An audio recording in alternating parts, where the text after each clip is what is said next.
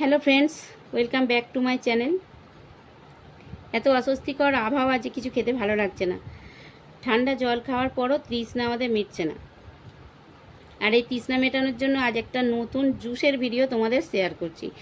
এই জুস পান করার পর কিছুক্ষণের জন্য তৃষ্ণাও মিটবে যেমন, আর শরীরও অনেকটা ফ্রেশ লাগবে। আর শরীরটা ফ্রেশ রাখার জন্য এরকম একটা জুস পেলে কার না ভালো লাগে বলো?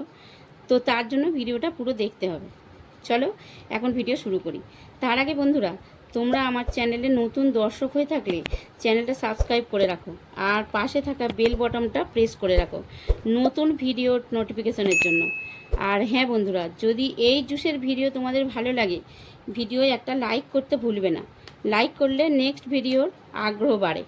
তো চলো এখন ভিডিও শুরু করি।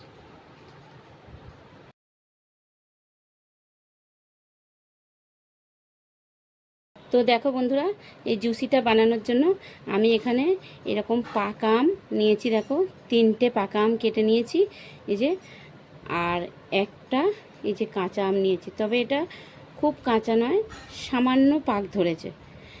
তো এখন আমি এই আমগুলো দেখো একটা চামচের সাহায্যে এইভাবে আমের শাঁসটা একটা মিক্সিং জারের মধ্যে নিয়ে নিচ্ছি।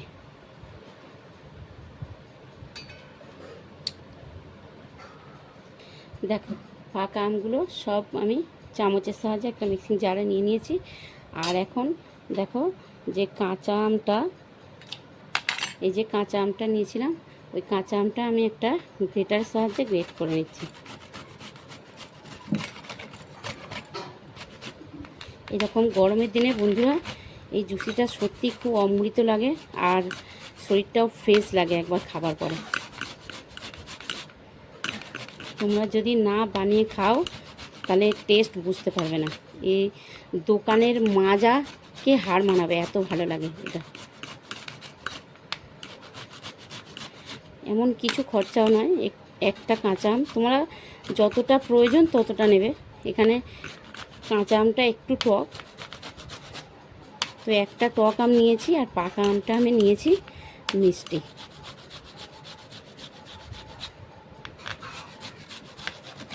এখন এই কাঁচা আমটাও আমি পাকা আমের সঙ্গে একসাথে পেস্ট করব। খুব ভালো করে পেস্ট করে নিতে হবে। দেখো, কাঁচা আমটা আমি মিক্সার জারের মধ্যে নিয়ে নিচ্ছি। এটা আমি পেস্ট করে তোমাদের দেখাচ্ছি। দেখো, কাঁচা পাকা আম আমি এইভাবে খুব ভালো করে পেস্ট করে নিয়েছি। তোমরাও ওইভাবে পেস্ট করে নেবে। আর এখন যেটা করতে হবে, চলো গ্যাসটা অন করে দিই। এই আমটা একটু আমাকে রান্না করে নিতে হবে। চলো গ্যাসটা অন করি। তো দেখো, আমি গ্যাসটা অন করে দিয়েছি, একটা কড়াইও বসিয়ে দিয়েছি গ্যাসের উপরে। আর আমি এরকম একটা স্টেনার নিয়েছি, আর যে আমটা আমি বেটেছিলাম, পেস্ট করেছিলাম, ওই আমটা স্টেনারে দিয়ে দিচ্ছি সবটা। একটা চামচ দিয়ে আমি এইভাবে ছেঁকে নিচ্ছি।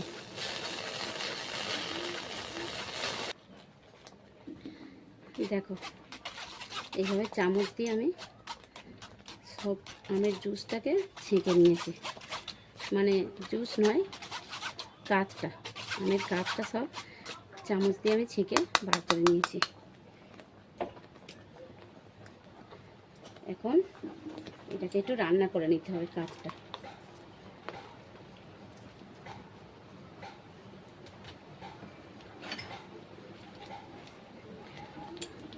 এখন আমি নিয়েছি দেখো চিনি।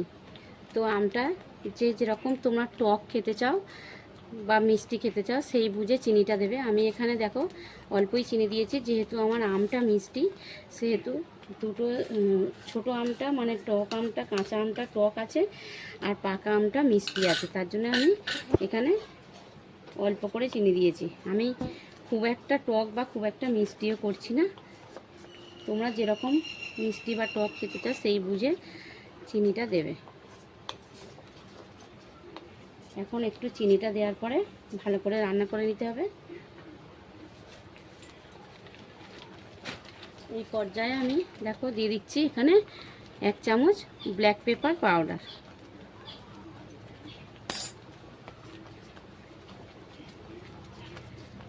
খুব ভালো করে ব্ল্যাক পেপার পাউডারটাও মিশিয়ে নিচ্ছি আমি।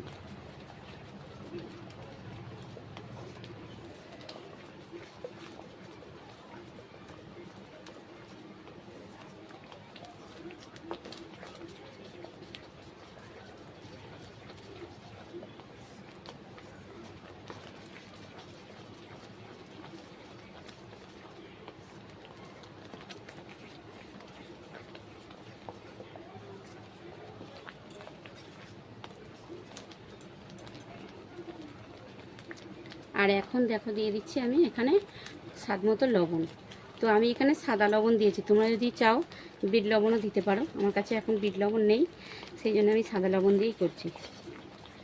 লবণটা দেওয়ার পরে একটু ভালো করে ফুটিয়ে নিতে হবে। এইভাবে করে বন্ধুরা এয়ারটাইট বক্সের মধ্যে রেখে 2 দিন ফ্রিজে রেখে দেওয়া যাবে। তারপরে আস্তে আস্তে বের করে তুমি জল দিয়ে গুলে আবার মানে জুস করে নিয়ে খেতে পারবে। এখানে আমার জেলিটা তৈরি হয়ে গেছে। এখন আমি গ্যাস অফ করে দিচ্ছি। বন্ধুরা এইটা আমাকে ঠান্ডা করতে হবে বেশ কিছুক্ষণ, যতক্ষণ না ঠান্ডা হয় ততক্ষণ আমি করে দেখাতে পারবো না। তার জন্য আমি এটাকে ঠান্ডা করার জন্য রেখে দিচ্ছি। ঠান্ডা হলে আবারও আসছি, তোমাদের দেখাচ্ছি কি করব। দেখো বন্ধুরা, আমের জেলি বলো বা কাঠ বলো যাই বলো, এটা এখন বেশ ভালো মতন ঠান্ডা হয়ে গেছে। আমি এখন একটা পাত্রে তুলে নিচ্ছি।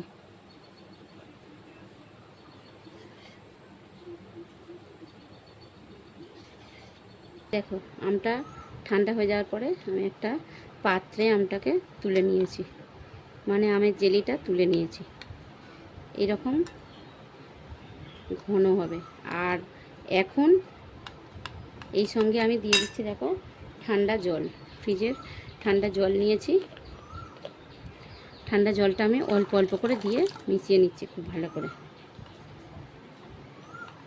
একসাথে অনেকটা দিলে মেশানো যাবে না, ওই জন্য এইভাবে অল্প অল্প করে। যদি তোমরা খুব ঘন করে খেতে চাও তাহলে জলটা অল্প করে দেবে, তবে খুব ঘন ভালো লাগে না, একটু হালকা একটু থাকবে, মানে খুব পাতলা নয় খুব ঘনও নয়, ওই রকম বানিয়ে নেবে।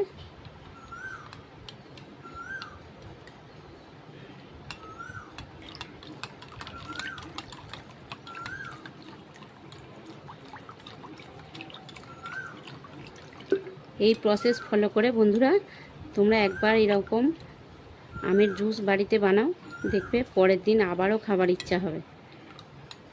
আমটা কেনা নয়, আমার এটা গাছের আম। আমি ওই জন্য এরকম প্রায় অত্যধিক গরম পড়লে আমি এরকম প্রায় বাড়িতে বানিয়ে নিই।